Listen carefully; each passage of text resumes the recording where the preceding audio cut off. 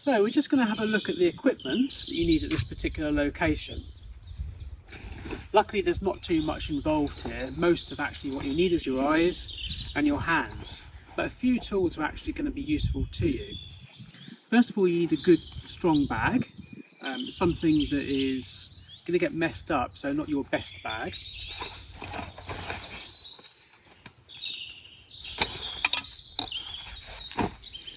This is my favourite tool. This is an Estling pick. It's a particular type of pick because it has a pointed end and also a chisel end. It's very useful for getting into the clay. You probably won't need it, but it's there in case you do need it. A little fork is also very useful. Very cheap from any garden centre, just to scrape the foreshore. That's quite useful. And a little trowel. Again, look, if there's something in the clay that you want to get out, it's there if you need it. But to be honest, I doubt we'll actually be using these tools. They're not normally needed, but I'd say it's best to take them just in case you do. What you will need is some specimen bags. These are very useful. You can put your finds in here and keep them safe. Anything fragile, put them into a separate bag so that they don't actually knock each other around and damage the specimens that you collect. And finally, this particular location that we're going to does get quite muddy, so we would recommend some kind of suitable footwear.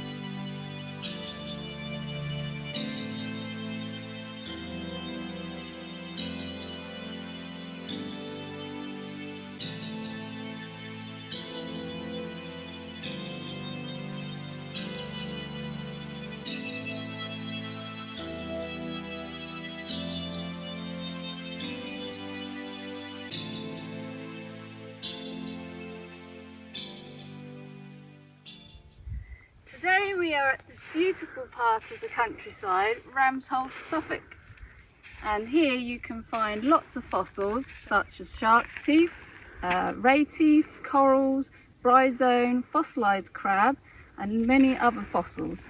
So let's go see what we can find.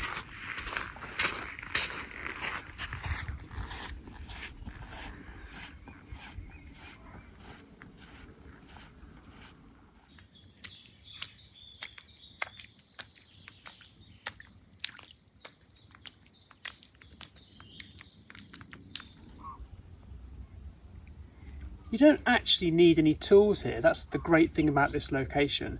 Anyone can come here, children, families, and you just basically look on the floor and see what you can find.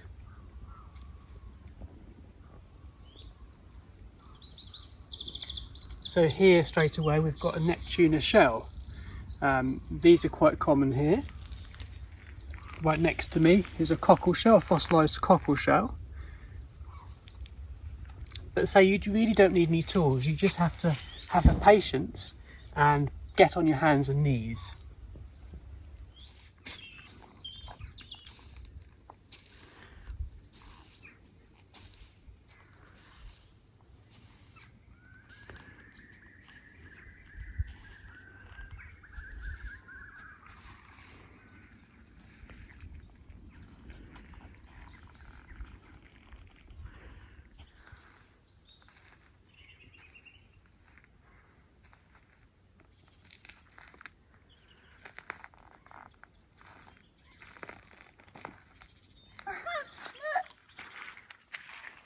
A great white shark tooth, look. It's amazing.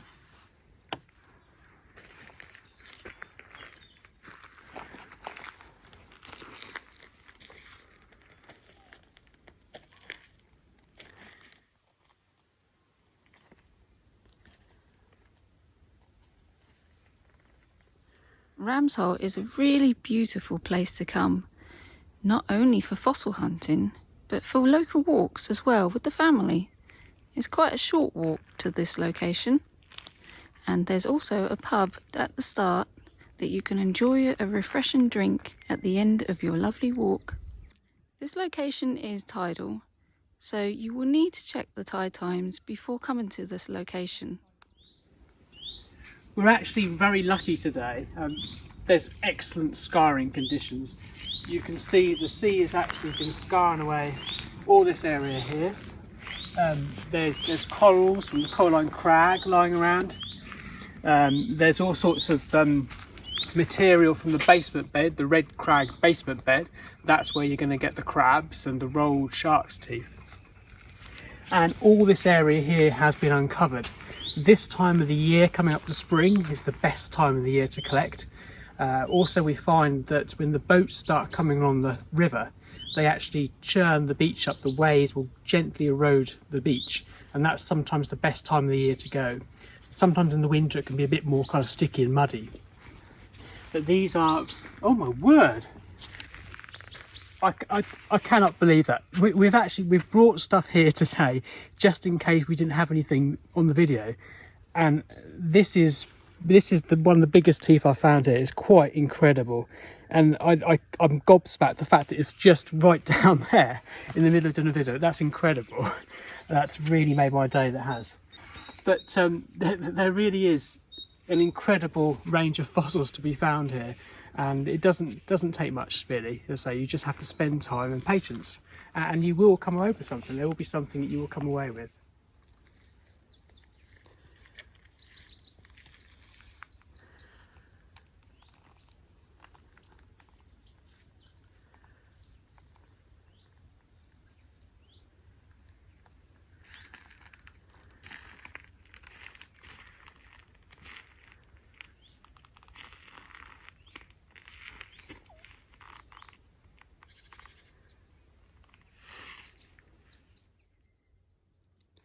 I'd just like to remind viewers watching this video that this site isn't SSSI. That means it's a scientific site that must not be disturbed in any way. SSI rules for this site mean that you cannot hammer or dig or destroy any of the bedrock or the cliff face. You can look in the loose material on the foreshore, but digging is strictly forbidden. We need to preserve these sites for future generations to study, and doing reckless damage by digging in the cliff is going to destroy that for future generations.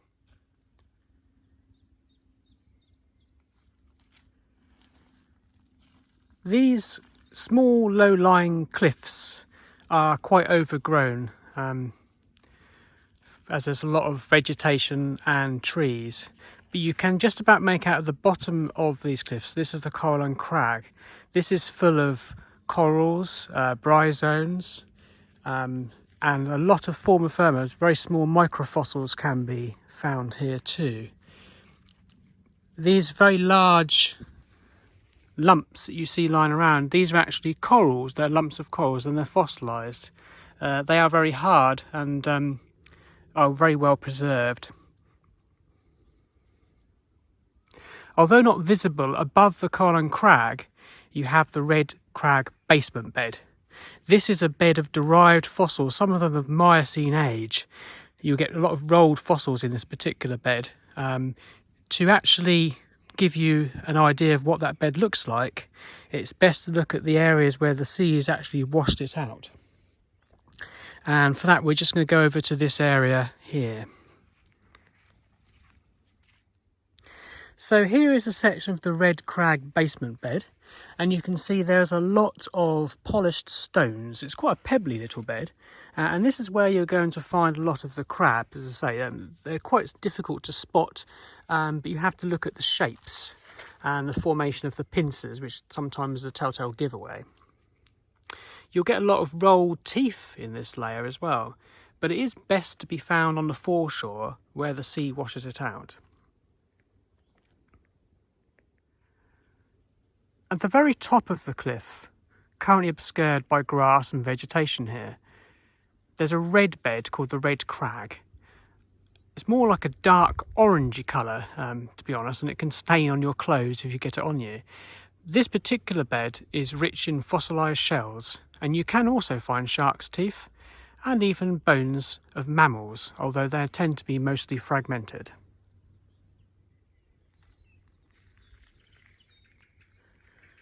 The muddy foreshore is made up of the London clay.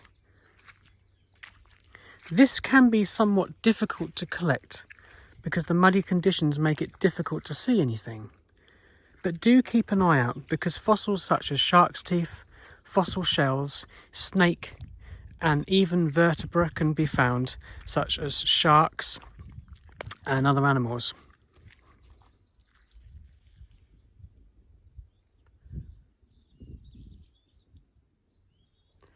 On the west side, there's a bank of sand with very fine shingle. In the summertime, a lot of families come here to sit and look through the shingle on a nice warm summer's day. Here, you will find plenty of small fossils, small teeth, ray teeth, etc. And they're very easy to find, just sitting there in the sun, enjoying the weather. Over here, we can see that we have found a rather nice large piece of fossilised coral, which is from the Coralline crag.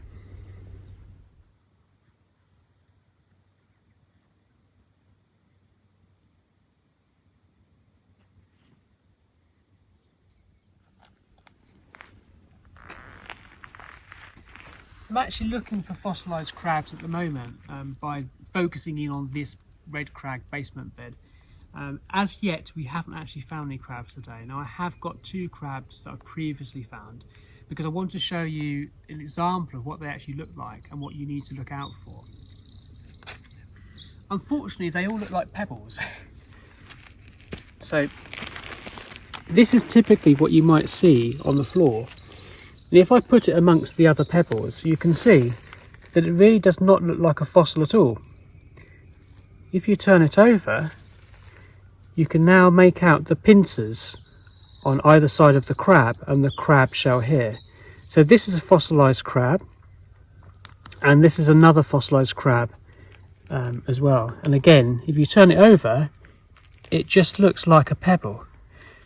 So do remember when you're looking to turn over pebbles to make sure that there isn't a crab on the other side.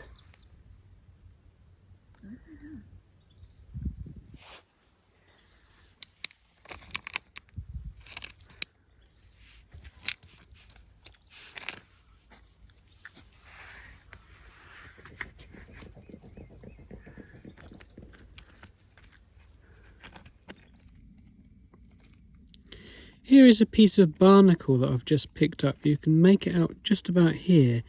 It's fairly broken. You can get complete barnacles, but it kind of shows you that there is so much here to be found.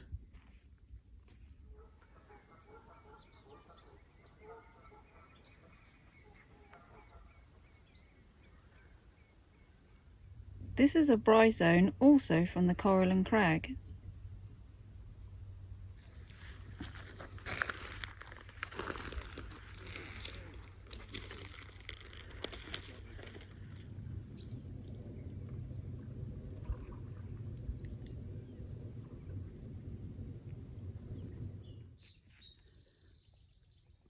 I quite like this. This is actually a couple of pectins in a coral. It's quite nice actually. I think I might take that home. Nice bits of big corals with lots of different shells.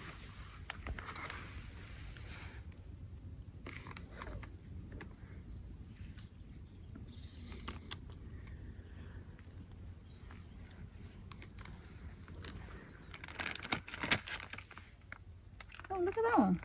That's got a complete shell in there.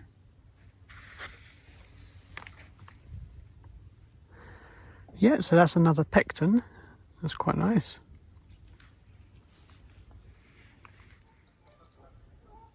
Oh wow, look. It's found a really nice ray teeth.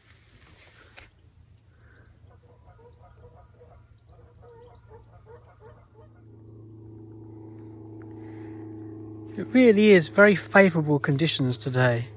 You can see so many of these blocks here of the coral and crag, full of shells, absolutely full of shells. There's a cockle shell upside down there. Absolutely everywhere, all over the beach. This shipwreck arrived about a year ago. We came down here and there was a group of people on yachts, and they were situated around this boat. And since then this boat has been left on the beach, all tied up. It makes some beautiful pictures.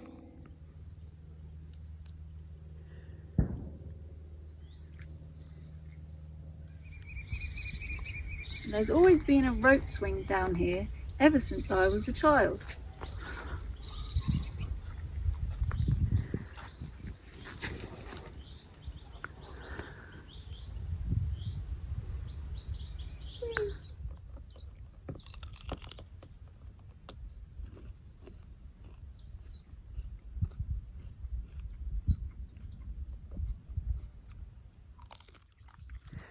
So we're now at the west side that I was saying about earlier, where there's a lot of shingle and is ideal in the summertime for families to come and sit down and look through the shingle.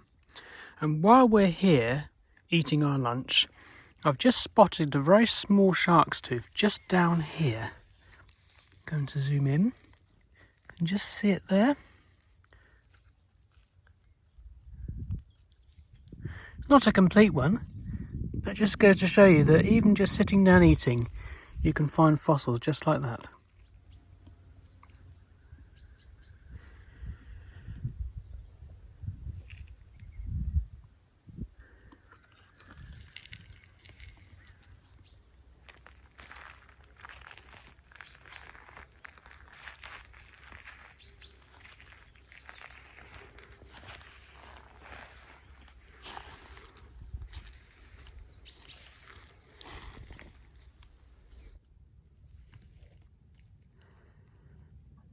And here we are, we finally have a crab on today's visit.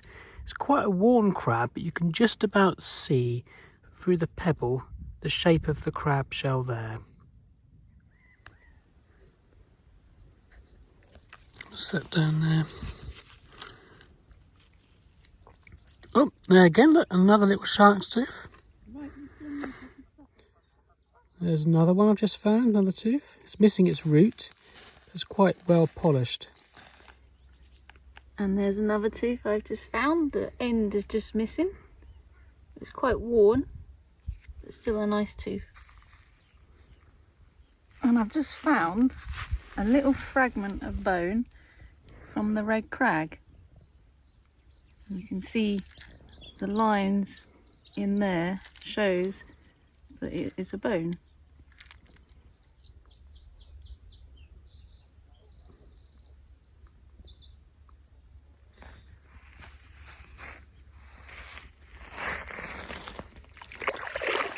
Just spotted down here, quite a nice dog cockle actually.